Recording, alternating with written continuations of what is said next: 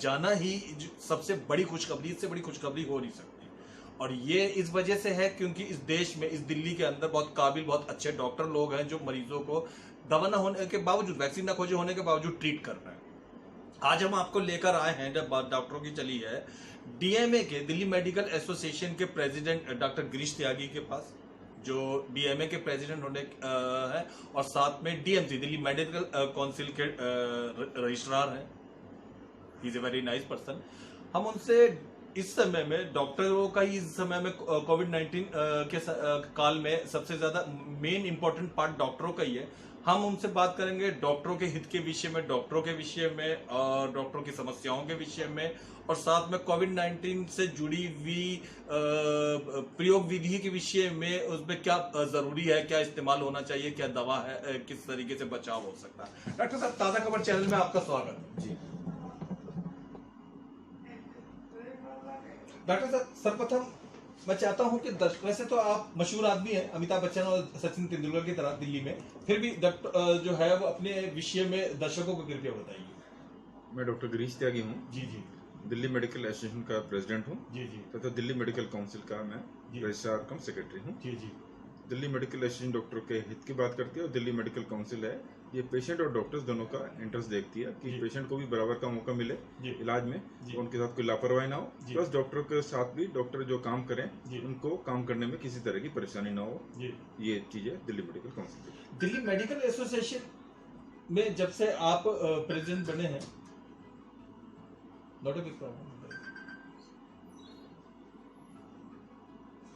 जब से आप दिल्ली मेडिकल एसोसिएशन के डीएमए के प्रेसिडेंट बने हैं, तो उसमें आपने डॉक्टर साहब क्या क्या सुधार लाने की या क्या और अच्छा करने की कोशिश करी अपनी तरफ से? दिल्ली मेडिकल एसोसिएशन में सबसे ज्यादा था कि जो डॉक्टर्स का हित है, पहले से सबसे ज्यादा जो परेशानी डॉक्टर्स को थी कि जो काम के समय में जो वायलेंस होता था, असॉल्ट होता जी जी जी, कि उस पे कम से कम डॉक्टरों को काम करने में परेशानी ना हो जी, वो और अपने फ्रीली मरीजों की सेवा कर सकें, चाहे वो सरकारी संस्थान में हो चाहे वो प्राइवेट संस्थान में हो। यहाँ पर हमने देखा कि पिछले काफी टाइम से डॉक्टरों के खिलाफ, चाहे सरकारी में भी खबरें आती थी, हर तीसरे दिन, हर हफ्ते में एक बार तो कम से कम अखबारों में खबर होती थी कि यहाँ पर इस अस्पताल में इस डॉक्टर को, इस नर्स को या इस कर्मचारी को यहाँ पर मारपीट करी गई, क्योंकि जो पेशेंट नहीं सेटिस्फाई होते थे। साथ में दूसरी जगह प्राइवेट अस्पतालों में भी इसी तरह खबरें आती थी। तो हमने एक, जो कानून तो पहले भी था जी, जो एक 2006 में कानून बनाया था, लागू हुआ था, जिस Delhi medical service protection act, जिसके अंतर्गत की एक कोग्निजेबल ऑफेंस है, नॉन वेलेबल ऑफेंस है, डॉक्टर के साथ मारपीट करना, डॉक्टर को मारपीट करना। प्लस ये क्योंकि इसको जो इम्प्लीमेंट नहीं हो रहा था जी, तो हमने दिल्ली मेडिकल एसोसिएशन की तरफ से जितने भी एसएचओ थे, जितने भी डीसीपी थे, जितने भी जॉइंट कमिश्नर ऑफ पुलिस थे, उनको लिखा कि इस तरह का कानून यहाँ पे लागू है, क्योंकि पुलिस अफसरों तक को नहीं पता था इस कानून के बारे में। पुलिस जो एसएचओ है या बीट ऑफिसर है, उसको सारे कि कौन से एक्ट में, मर्डर में कौन सी सेक्शन लगेगी, डकैती में कौन सी सेक्शन लगेगी, मोलेस्टेशन में कौन सी सेक्शन लगेगी, अगर आपको सोते समय पूछ लो तो बता देंगे हाँ जी कि आईपीसी के इस सेक्शन में इतनी दिन की सजा है, लेकिन इस एक्ट के बारे में उनको खुद भी नहीं पता था। तो उनको जागरूक करने के लिए उनको सबको हमने लेटर लिखे कि ऐसे से, और हर 3 महीने बाद उनको दोबारा रिपीट भी कराते रहे, यानी कि जब भी कोई केस हो, उनके पास कंप्लेंट आए तो केस रजिस्टर करके उसको कोग्निजेबल है, पुलिस को एक्शन लेना है, नॉन वेलेबल है यानी अरेस्ट भी होनी। तो ये चीज़ों को पुलिस को बोला गया। उसके साथ ही सरकारी अस्पतालों में जो मारपीट होती थी, जिस डॉक्टर के साथ मारपीट होती थी, उसी डॉक्टर को कहा जाता था कि आप पुलिस के पास कंप्लेंट करने के लिए, यानी एक तो तरफ डॉक्टर के पास पिटे, उसके बाद कंप्लेंट करने जाए जी। और तो हमने फिर दिल्ली सरकार के साथ मिलके एक ऑर्डर निकाला है कि जो भी उसका हेड ऑफ द इंस्टीट्यूशन है, वो एक इंस्टीट्यूशनल एफआईआर रजिस्टर करे डॉक्टर के बिहाफ पे, ना कि जो डॉक्टर पिटा है उसी को जाके थाने के चक्कर लगाने पड़े, ये करना। तो इस मामले में भी दिल्ली सरकार ने वो एक नोटिस जारी करा और उसको लागू करा। दर्शकों, यहाँ डॉक्टर गिरीश त्यागी ये बता रहे हैं कि कोई भी सरकारी या प्राइवेट हॉस्पिटल के अंदर में डॉक्टर के साथ मारापीटी करता है, सेवारत डॉक्टर, ड्यूटी पे जो मौजूद डॉक्टर है उसके साथ मारापिटाई करता है या कोई हाथापाई करता है, तो उस पे गैर जमानती धारा लगती है, उसको पकड़ा जाएगा और उसकी जमानत भी नहीं होगी। डॉक्टर साहब, आपने बहुत अच्छी बातें कही। डॉक्टर साहब, थोड़ा सा हम अभी जरा वर्तमान काल पर आते हैं, तो हम देख रहे हैं कि कई सरकारी और प्राइवेट हॉस्पिटलों में डॉक्टर लोग भी कोविड-19 के संक्रमण हो रहे हैं। खैर बढ़िया वाली बात यह है कि सब ठीक होके अपने घरों में भी जा रहे हैं। तो डॉक्टर साहब ये क्या मतलब ये सरकारी लापरवाही हो पा रही है या प्राइवेट लापरवाही हो पा रही है या पीपीई किट नहीं उपलब्ध हो पा रही, इस पर आप अपना क्या नजरिया रखते हैं? इसमें भी कई तरह से, एक तो जो क्लिनिक हैं जो चल रहे हैं, जैसे मोहल्ला क्लिनिक के एक डॉक्टर की पीछे डेथ भी हुई है 3 दिन पहले, ठीक है। वो क्योंकि जो मरीज वहाँ पे आ रहे हैं, मरीजों को आम खांसी जुकाम बुखार के लिए जो क्लिनिक पे जाएंगे या नर्सिंग होम में जाएंगे, जो किसी भी बीमारी के लिए जाएंगे, उनके किसी के चेहरे पे नहीं लिखा कि कोविड पॉजिटिव है कि नहीं। डॉक्टर उसको ट्रीट कर रहा है, प्रिकॉशन लेते हुए ट्रीट कर रहा है, पर फिर भी थोड़ा सा चांस रहता है कि जब आपस में बात कर रहे हैं और अगर वो कोरोना से संक्रमित है तो चांसेस है कि वो इन्फेक्शन फैला दे जी। क्योंकि जो क्लिनिक पे मरीज डॉक्टर बैठा है तो जरूरी नहीं वो पीपीई किट में बैठे जी जी जी जी डेफिनेटली, ठीक है। तो इसलिए डॉक्टर नर्स या दूसरे कर्मचारी जो हैं वो सबसे ज्यादा संक्रमित पाए जा रहे हैं। जी जी सरकारी में भी पाए गए हैं, क्योंकि कुछ अस्पतालों में सरकारी डॉक्टर भी अम्बेडकर हॉस्पिटल में हमने सुना काफी सारे 33 लोग एक साथ जो है ना वो संक्रमित पाए गए। जी जी जी। तो यह कभी हर अस्पताल में, तो उसमें वही हो सकता है कि एक तो जो कुछ प्रिकॉशन, क्या सावधानियां मेडिकल लाइन से जुड़ा हुआ या डॉक्टर लाइन से जुड़ा हुए लोगों को रखनी चाहिए कि वो डॉक्टर को अगर आप पूरी प्रिकॉशंस आपको रखनी है, आपको अगर आप क्लिनिक या नर्सिंग होम चला रहे हैं क्लिनिक में, तो कम से कम सोशल डिस्टेंसिंग, एक तो उस क्लिनिक में डॉक्टर जितने मरीजों की व्यवस्था है उसमें सोशल डिस्टेंसिंग रहे। आप टेलीफोन देखिए, ये हमने दिल्ली मेडिकल एसोसिएशन के द्वारा भी हमने उनको कहा कि आप टेलीफोन के द्वारा उनको अपॉइंटमेंट दो, टाइमली अपॉइंटमेंट दो। किसको आपने आधे घंटे बाद का या जब का भी आपने टाइम दिया उसको, उसी हिसाब से उसको टाइम पे है, ताकि एक मरीज, क्योंकि एक मरीज से दूसरे मरीज को भी ना लगे, एक मरीज से डॉक्टर को लगना, प्लस एक मरीज, कोई 2 मरीज आ रहे हैं जिसको एक को संक्रमित है, एसिम्प्टोमेटिक कह रहे हैं, जिसको कह रहे हैं कि उसका कोविड टेस्ट नहीं हुआ, उसको रिपोर्ट का नहीं पता, लेकिन वो किसी कॉन्टेक्ट में आया होगा तो उसको कोरोना के इन्फेक्शन है उसको, पर सिम्टम नहीं है कोई जी, तो उसको भी नहीं पता वो, और दूसरा मरीज जो उसके पास है ही नहीं वो, यानी वो एक मरीज भी दूसरे मरीज को ना दे कोरोना संक्रमण। तो इसके लिए कि सोशल डिस्टेंसिंग बड़ा जरूरी है। क्लिनिक में आप पानी का इंतजाम रखें ताकि जिसमें मरीजों को हाथ धो सके, अच्छा। सैनिटाइजर रहे, उनको मास्क की सुविधा दी जाए, डॉक्टर भी अपना ख्याल करते मास्क पहने, और अगर ज्यादा है तो पीपीई किट अगर पहन सकते हैं तो पीपीई किट पहने, प्लस अपने स्टाफ को भी आप मास्क पहनाएं, और जो प्रिकॉशंस दिल्ली सरकार, केंद्र सरकार, WHO आदि जो गाइडलाइन जो दे रहे हैं उनका रिलीजियसली फॉलो होना चाहिए डॉक्टरों के द्वारा, नर्सिंगों के द्वारा, और वही चीजें सरकारी में भी लागू होती हैं। दर्शकों, डॉक्टर साहब, डॉक्टर गिरीश त्यागी साहब ये कहना चाहते हैं कि सभी डॉक्टर लोग जो है वो सावधानी रखें, अपना बचाव करें, और साथ में वो एक तरीके से जनता से भी ये कह रहे हैं कि एक डॉक्टर एक दिन में 100 मरीजों को देखता है या 100 मरीजों को सही करता है या जान बचाता है। तो ये जनता का भी फर्ज है कि जिनको कुछ खांसी सर्दी वगैरह या इस टाइप के कोई लक्षण है वो भी अपने मोहल्ला क्लिनिक के, प्राइवेट के, किसी भी डॉक्टर से थोड़ी डिस्टेंस बना के रहे, सोशल डिस्टेंस बनाए। हमें डॉक्टर को ही अपनी सुरक्षा के बारे में नहीं सोचना, हमें भी जनता को भी डॉक्टर की सुरक्षा के बारे में सोचना, क्योंकि एक डॉक्टर का बीमार होना या सही ना होना लगभग 100 मरीजों को आप समझिए कि देखभाल में अड़चन डालता है। इसलिए सब लोग ध्यान रखें इस बात का। डॉक्टर साहब, अब हम थोड़ा सा विषय झोलाछाप डॉक्टरों पे लेकर आते हैं। डीएमए झोलाछाप दिल्ली में, अब तो चलो कोविड-19 के समय में कुछ झोलाछाप डॉक्टर अभी जब तक लॉकडाउन रहा गायब हो गए थे, लेकिन अब फिर से वो उभरना शुरू हो गए हैं। पहले तो काफी सारे थे, मार्च से पहले तो गली कूचे में थे। तो डीएमए इन झोलाछाप डॉक्टरों को रोकने के लिए क्या क्या कदम उठाती है?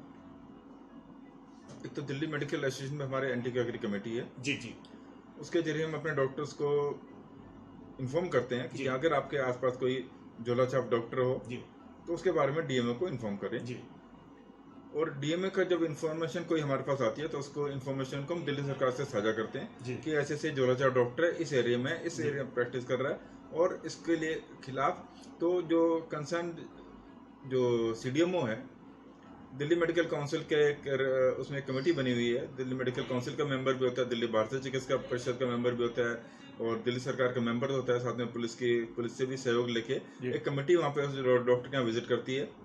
उसको वहाँ पर देखते हैं कि वहाँ पर क्या एलोपैथिक प्रैक्टिस कर रहा है, नहीं कर रहा है, या किस तरह की प्रैक्टिस कर रहा है, उनकी कुछ फोटोग्राफ या लेने की भी कोशिश करते हैं। उसकी रिपोर्ट फिर आगे जो दिल्ली मेडिकल काउंसिल के पास भेजते हैं, और उसके बाद वो एक्शन उसको कराया जाता है। डॉक्टर साहब, इस तरीके से क्वैक डॉक्टर जो होते हैं तो उन पे जब लिखित शिकायत आती है तो डीएमए तभी कार्रवाई करता है, या सब विवेक से भी कार्रवाई होती है?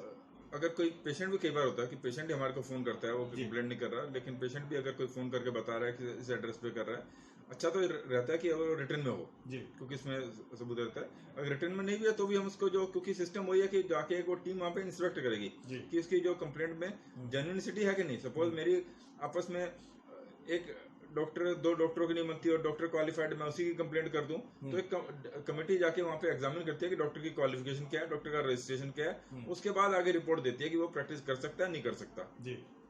प्रैक्टिस करने के लिए हमारे बहुत से दर्शकों को नहीं मालूम होगा, खुद शायद मुझे भी ना मालूम होगा, क्या क्या नियमावली है, क्या क्या कंडीशंस हैं कि एक डॉक्टर दिल्ली में प्रैक्टिस कर सकता है? जहां तक दिल्ली मेडिकल एसोसिएशन को, हम एलोपैथी डॉक्टर्स की एसोसिएशन है जी, तो हम सिर्फ एलोपैथी डॉक्टर की बात करेंगे। एलोपैथी की बात पहली चीज है, डॉक्टर के जो प्रैक्टिस कर रहा है वो क्वालिफाइड होना चाहिए, एमबीबीएस डॉक्टर होना चाहिए। और जहां तक दिल्ली का सवाल है, दिल्ली में प्रैक्टिस करने के लिए दिल्ली मेडिकल काउंसिल से रजिस्ट्रेशन जरूरी है जी। तो और वो रजिस्ट्रेशन का पर्चा उसे अपने हॉस्पिटल की दीवार पे लगाना होता है। और जो डीएमसी एक्ट भी कहता है ये कि आपको, अगर आपका क्वालिफिकेशन है, अगर आपके पास बिना, अगर आप क्वालिफाइड भी हैं बिना रजिस्ट्रेशन के, आप तो भी प्रैक्टिस नहीं कर सकते। अच्छा। और अगर आप रजिस्टर्ड हैं तो आपका जो आपका रजिस्ट्रेशन सर्टिफिकेट है वो क्लिनिक पे आपको डिस्प्ले करना चाहिए, यानी लगाना चाहिए, किसी ऐसी जगह पे लगाना चाहिए जहाँ पे मरीज आके उसको देख सके इसको। साथ में जो भी आप प्रिस्क्रिप्शन दे रहे हैं, कोई रसीद दे रहे हैं पैसों की, उस पर भी डीएमसी नंबर आपका लिखा होगा, ताकि मरीज को पता रहे कि अगर कल को मरीज आपसे सेटिस्फाइड नहीं है, ताकि इसको कहीं कंप्लेंट करनी तो उसको कर सके वो। उसके बाद जो मरीज जाता है वहाँ पे, पहली चीज तो वहाँ पे जाके किस क्लिनिक पे जाता है, नर्सिंग होम में जाता है, वहाँ पर डॉक्टर डीएमसी सर्टिफिकेट देखे, डीएमसी सर्टिफिकेट में उसकी फोटो भी लगी होगी। अगर फोटो में मिसमैच है, यानी डीएमसी सर्टिफिकेट, सपोज मेरा डीएमसी सर्टिफिकेट मेरे नाम पे है और कोई और दूसरे नाम, कोई और कर रहा है वहाँ पे प्रैक्टिस, तो उसका मतलब कि फोटो में फर्क होगा। अगर आपको लगता है कि ऐसा कुछ इश्यू है तो भी हमारे को दिल्ली मेडिकल काउंसिल या दिल्ली मेडिकल एसोसिएशन पे वो आदमी इन्फॉर्म कर सकता है कि मैं यहाँ पर फलाने क्लिनिक पे गया था, वहाँ पर डॉक्टर साहब नहीं थे, उनकी जगह ये प्रैक्टिस कर रहा था। तो यही दो चीजें हैं वहाँ पर कि आप उससे जज कर सकते हैं कि वो डॉक्टर क्वालिफाइड है कि नहीं और रजिस्ट्रेशन उसका है कि नहीं। दर्शकों, यहाँ डॉक्टर गिरीश त्यागी का संक्षिप्त शब्दों में ये कहना है कि एक झोला छाप डॉक्टर जिसके पास एमबीबीएस की डिग्री नहीं या जिसके पास किसी प्रकार का कोई ज्ञान नहीं, डिग्री नहीं, वो एक इलाज करने वाला एक खतरनाक प्रकार का मतलब व्यक्ति माना जा सकता है, जिसको ज्ञान नहीं, जिसके पास डिग्री नहीं। तो हो सकता है कि उल्टी सीधी दवा देके वो पेशेंट की हालात और खराब कर दे, हो सकता है कि होता, कई मामलों में ऐसा होता है। तो ऐसा कोई डॉक्टर अगर आपके आसपास आपको सुझाई देते हैं, दिखाई देते हैं कि जो आपको लगता है कि गैर कानूनी तौर पे अपनी प्रैक्टिस कर रहा है और उससे दूसरे अन्य मरीजों, हो सकता है एक आध मरीज उससे ठीक हो गया, लेकिन दूसरे अन्य मरीजों का खतरा पक्का जान का बना रह सकता है, तो फोन कॉल करके या लिखित रूप से या जैसा भी हो सके सोशल मीडिया के द्वारा आप डीएमसी डीएमए को सूचित कर सकते हैं अपने आसपास के। डॉक्टर साहब, आपने बहुत खूबसूरत और बहुत अच्छी बातें बताई। अंत में आते हुए कहते हैं डॉक्टर साहब, डीएमसी की बात करते हैं तो डॉक्टरों के हित के लिए आपको लगता है इस समय में क्या क्या चीजें आप मानते हैं या आप प्रयासरत हैं कि होनी चाहिए इस समय में? डॉक्टरों का हित ही सबसे बेहतर है, तो क्या क्या चीजें आप सरकार से या जनता से या प्राइवेट सरकारी हॉस्पिटलों के निजाम से उम्मीद करते हैं जो डॉक्टरों के लिए होनी चाहिए? सबसे पहले तो हम, क्योंकि जो कोरोना का टाइम चल रहा है जी, डॉक्टर, नर्स या उससे जुड़े पूरे नर्सिंग होटल ही हैं या जो भी सपोर्टिंग स्टाफ है, पूरे तन मन से मरीजों की सेवा के लिए लगे हुए हैं जी जी। सबसे आम पब्लिक से रिक्वेस्ट है कि गवर्नमेंट से भी रिक्वेस्ट है, उनको काम करने में पूरा सहयोग दें जी। ऐसे टाइम पे जब कोरोना महामारी से जूझ रहे हैं जी जी जी, तो डॉक्टर को स्टिग्मेटाइज ना कराया जाए जी। मतलब क्या कि डॉक्टर पॉजिटिव होता है तो कई बार ये भी देखा गया कि डॉक्टर, एक सोसाइटी में डॉक्टर पॉजिटिव आया तो वहाँ पे सोसाइटी वाले उसके साथ गलत बिहेव कर रहे होते हैं कि हाँ जी आप यहाँ पे बताइए इसी तरह से। या दूसरा देखा गया कि नॉर्थ दिल्ली म्यूनिसिपल कॉर्पोरेशन की बात करें जी, जिसमें के अंतर्गत हिंदुराव अस्पताल, कस्तूरबा अस्पताल और बाकी अस्पताल भी आते हैं, यहाँ पे पिछले 3 महीने से डॉक्टरों को सैलरी तक नहीं मिली है जी जी। एक चलो उसमें सैलरी में एक जूनियर डॉक्टर भी आता है और एक सीनियर डॉक्टर भी होता है। सीनियर डॉक्टर की तनख्वाह अच्छी हो सकती है, जूनियर डॉक्टर एक वहाँ पे करीब 80,000 90,000 रुपये काम कर रहा होता है, हो सकता है उसके, और जिसमें अगर वो मैरिड भी हो सकता है, बच्चे भी हो सकते हैं उसके, वो किराए पे मकान पे भी हो सकता है, तो उसको आप सैलरी ना देना ऐसे टाइम पे तो बड़ा गलत है उसके साथ एक तरीके का। तो दिल्ली मेडिकल एसोसिएशन ने इस इशू को उठाया था और मेडिकल जो अमित शाह जी को तक, यहाँ तक हमें पीएम को, अमित शाह जी को और इधर से दिल्ली सरकार को भी इसमें लेटर लिखे थे कि ऐसे टाइम पे आप उनकी सैलरी रेगुलराइज करिए, उनके पुराने एरियर दीजिए और इसका एक परमानेंट सोल्यूशन निकालिए। कम से कम नॉर्थ दिल्ली म्यूनिसिपल कॉर्पोरेशन में देखा गया पिछले काफी टाइम से कभी नर्स को सैलरी नहीं मिली, नर्सों ने जाके धरना दिया, इकट्ठे होके गए तो उनको सैलरी दे दी, दूसरे एम्प्लॉय गए उनको सैलरी दे दी। यानी जिसको जो जाके इकट्ठे होके जाएगा उसको आप सैलरी दे दोगे और कुछ टाइम के लिए करोगे। इसका एक परमानेंट सोल्यूशन निकालना चाहिए। वो सरकार देखे कि कैसे इस चीज का परमानेंट सोल्यूशन निकाले, परमानेंट हल निकाले, ताकि आगे आने वाले टाइम पे इस तरह की बात ना उठे। डॉक्टर साहब, आपका ये जो सत्ता से अनुरोध है तो ये सिर्फ डॉक्टरों से ही है या डॉक्टरों के साथ जुड़े हुए कंपाउंडर, आशा वर्कर, लैब टेक्नीशियन वगैरह सभी की सैलरी? नहीं, सभी के लिए क्योंकि आज की डेट में चाहे वो एक आशा वर्कर है, चाहे वो कर्मचारी वहाँ पे या लैब टेक्नीशियन है या एक्सरे टेक्नीशियन है, सभी के लिए कि आप उनका जो कम से कम इस टाइम पे उनको एक, अगर आप उसके सैलरी नहीं दे रहे, आपको डिमोटिवेट कर रहे हैं काम करने से, तो आप अगर बाकी चीजें तो बात की हैं, आपकी फूल माला पहना रहे हैं, उधर से जो प्लेन जाके फूल डाल रहे हैं, ताली बजा रहे हैं, सब कुछ है, लेकिन अगर उसको खाने के लिए उसको नहीं होगा या उसके फैमिली को सपोर्ट के लिए पैसे नहीं होंगे तो वो क्या करेगा? ये वाली बात तो खैर डॉक्टर साहब यहाँ ये कहना चाहते हैं। वाकई बड़ी मार्मिक और अच्छी बात डॉक्टर साहब ने कही कि दिल खुश हो गया कि जो भी मेडिकल टर्म से, मेडिकल लाइन से जुड़े हुए लोग बाग हैं, ठीक है, हम सारा समाज मिलके, सारी सरकार मिलके उनको स्वागत कर रहे हैं, हम उन पर फूल बरसा रहे हैं, हम उनके लिए अच्छे अच्छे कदम उठा रहे हैं, अच्छी अच्छी बातें व्हाट्सएप और सोशल मीडिया पे लिख रहे हैं, लेकिन बेचारे के पास जब घर चलाने के लिए पैसे ही ना हो, 2 महीने 3 महीने की तनख्वाह ही ना मिला, तो क्या ऐसे फूल फेंकने का फायदा या क्या ऐसे व्हाट्सएप पे उसके लिए तारीफ में 2 शब्द लिखने का फायदा?